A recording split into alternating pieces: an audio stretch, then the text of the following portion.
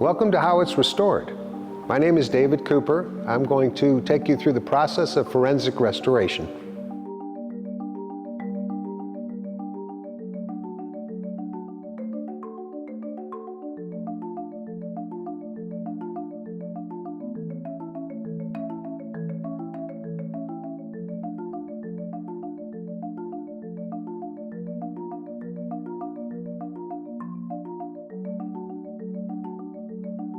So what we're going to be talking about today is a 1938 Peugeot 402 darl'mat competition roadster. This is a car that we restored, and we're going to be using it as an example for the entire restoration process from start to finish. Give us a chance to look at all the different steps. Yeah, there are many different kinds of restorations that can be done. I mean, some people do cosmetic restoration, but our focus here is on forensic restoration, and by that I mean historically accurate restoration, where we use a lot of analysis of the car and the history and the context and the pieces and understand the provenance of the car so that we can restore it as accurately as possible.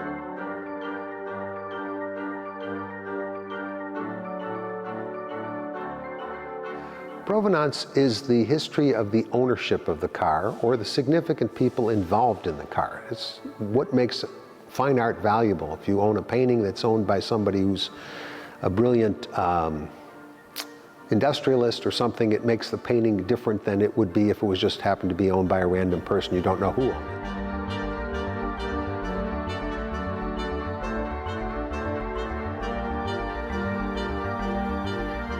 Forensic restoration is really an involved process. It's an expensive and time-consuming process, and it really has to be focused on cars that are valuable enough to justify this approach. I think that the first step really is to understand the historical context in which the car was created, how it was designed, what it was. We're also looking at what the car is as it's presented to us, what condition it's in now, where do we start. What can we learn from looking at the car? What can we learn from looking at the historical documentation of the car? What can we learn from our own research on the history of the car? And all this has to be done before you can even start turning a wrench on. Yeah, I think that the first distinction when you look at a car is to understand what has never been restored and what has been restored, what's been modified, what's the way it initially was created. And this is important to make that distinction. The original is a really sticky word, and I use it loosely because we all use original loosely. This is original, this is not original. We don't know what we mean necessarily by original. We talk a little bit about what was the car as it was initially built, what was the car as it was initially conceived, what was the car as it was initially presented to an audience at a show or to a first owner. What did the first owner do to change the car to his conditions? What's the most significant moment in a car? All of those are various versions of original. So we have to be careful when we use that word, and I try to be accurate when I use it and talk about historical context and talk about the most significant moment in a car's life.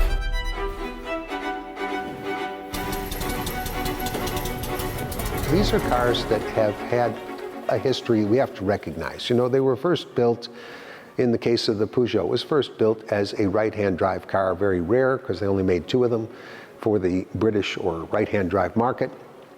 And we were thinking, okay, so initially this car was presented as one thing, but then the first owner, Dorothy Patten and her husband, Rainer Dorndorf, had the car modified immediately before they even drove the car for competition use. So is it more important to show the car as it was before they received it, or more important to show the car as she modified it for her competition use and made significant changes to it? In this case, I think using the way that she modified the car is more important than the car as presented before she got it. So we're in a restoration of a car like this, we've chosen the significant moment to be when she owned it first. The car was painted in an ivory color or a white color. It was presented with stock components. It did not have any of the competition stuff that she later added, and Dorothy Patten and her husband, who had went to a lot of trouble and expense to buy this car initially as a right-hand drive car, wanted to use it for competition use. They intended from the very beginning it was going to be their race car. And so they specified certain things to be set up for them, changed the color of the paint, changed the upholstery. And this is all stuff we've learned in the course of researching this car. We've been chasing information on this car for many years.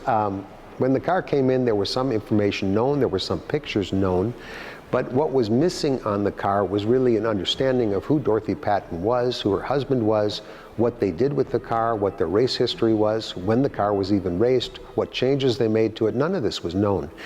And we went to a lot of historical research with contacts that I have, and with archives, and with photographs, and with magazines, and then we were fortunate to be able to obtain a scrapbook of photographs that Dorothy Patten herself had put together and had been lost, but we were able to, it was uncovered, found, sold at auction. I bought it from the people who bought it at the auction and took the information from that and put it together with the car. So there was a lot of different elements. There were things that she had put in the scrapbook, great photographs, documents, tickets, all kind of little memorabilia, and then there were a lot of things she left out of the scrapbook about her life and about her history and about who she was, and that we had to chase down with documents and with a lot of help of a lot of researchers who worked with me on this project. It needed some work on all the steering, the brakes, and the shifting was not as she had it. We sort of did some research on all this and discovered that these things didn't work well when we got it and needed some major revisions or repairs. The car was painted in an ivory white using a modern paint. The interior was a black leather. The front badges were missing. The side tax badge was missing. The wheels were different. There were a lot of things that were changed on the car from the way that we expected to see it. One of the photographs that existed of this car, it's been printed many, many times in different contexts historically, but people don't know what it is that they're looking at necessarily, is a picture of Dorothy Patten, the racer, in front of the, holding the, or sitting, sort of leaning on the car, in front of Tom Knowles' shop in London. Tom Knowles was the distributor, or the distributor for the UK market, and he had a shop in London. He's the one she bought the car from, and she's leaning on the car, and the car had certain features that were very distinctive to her. And this is something that we noticed immediately, so when we want to restore the car, if that's the most significant moment or one of the most significant moments of this car's history, that's sort of our goal. Make the car match the picture and figure out what components should be there, what colors, what information that we can learn from that and from our historical research and match that picture. We found an article that Dorothy Patten had written describing the car, and we found a couple articles describing the car that were written about her in the course of our research, where she talks about how she changed the color of the car from its initial color to this blue that she chose. And we also found that she changed the upholstery to a dark blue color, and she had these things custom made for her so that she would be very distinctive on the racetrack when she brought this car out. And then in addition to that, we discovered that she and Rainer Dorndorf, her husband, had ordered the car with all sorts of competition features that were special to the car, and this car didn't have those competition features anymore, many of them. So that was something we had to go look into and learn about. One of the big ones was, as I said, the brakes didn't work when we got the car, and we started looking at the brakes and realized they'd been assembled incorrectly and couldn't work. But then we discovered that the brakes themselves were too small for the racing, and we had to find the real competition brakes, which was a challenge. When I started this project, I knew something about Peugeot darl'mats. I knew something about their history. I'd read about them. I'd seen them. I'd studied this car. I'd seen this car when it was first restored in Europe. But at the same time, I would say I didn't know all the details of these cars. So what I had to do was really learn what was missing, what made a Peugeot darl'mat roadster a competition roadster. What were the changes made? What did Dorothy and Rainer specify when they bought the car and changed it with Tom Knowles? And so I started tracking all this stuff down, and part of it was I was talking a great deal to the Peugeot, Les Amis des Darl'mat, the Peugeot Darl'mat Club in France, and Philippe Boulet, who's the president of the club, was very helpful in introducing me to people, and I had a number of contacts in France and in Europe that I've known for many years, and with these contacts we were able to trace a number of people who had information about these cars and look at parts and go look at used parts and track down things and try to figure out what was correct for this car and what wasn't. And a lot of this wasn't really well known. I mean, I think the historians don't necessarily know all the mechanical or the specific details of the competition cars. That's what we're trying to pin down. One of our biggest goals in restoration is not only to make the car look exactly as it did or as close to exactly as it did to the point where we're restoring it to, but also to make it run and function just like it did at that time. These cars reflect a certain moment of automotive history and automotive technology, and if you make them other than they were, you don't really get the sense of what Dorothy Patten and her contemporaries were doing in racing in these cars. What did it feel like to race a car like this? This is part of what we're trying to accomplish in these restorations. You know, there are many different restoration shops in the world who do very fine work and try to be good at what they do. We're particularly known for our level of historical research, the meticulous level of work we do to find out what these cars were and try to be as accurate as possible, and to do that in some ways that I think helps maintain the car's value and really document what the cars are worth. You know, I work a lot with my clients about the kinds of work we do and how they think about it, what kind of things that they have to be committed to pay for, because these are expensive restorations. They take thousands of hours. It's a lot of work in research, and a lot of that research doesn't immediately show up in terms of finished result on the car. It informs the finished result on the car in a very deep way, and that's really what this is about. So I've had a major collector who told me he doesn't care one iota about provenance. That means nothing to him. He just cares about the cars. Another collector says, I really want the most significant example, and if that is because the provenance helps make this car so significant, that's what I'm willing to pay for. When you start to research a car, and we start to research anything really, I mean, you end up with more information than you can actually use immediately. And you have lots of questions that come up. You don't really know all the answers. And we start to piece this together. It takes a long time to figure out the narrative of what actually happened, who was involved, what was done, and what is needed. And in this case of this car, we had a lot of pictures of it in different races, but we didn't have anybody identifying yet. And something I had to work hard on was to identify which race was which in each picture. What car races was this car used in? What were the badges on the front? Dorothy Patten had special badges that she had put on the grille of her car. It was her choice. And we had to talk to special badge specialists to even identify what those badges were. And when I did identify them, I also had to understand that those badges are specifically date-coded. So not only did I have to find the missing badges, but I had to find the missing badges with the right dates on them.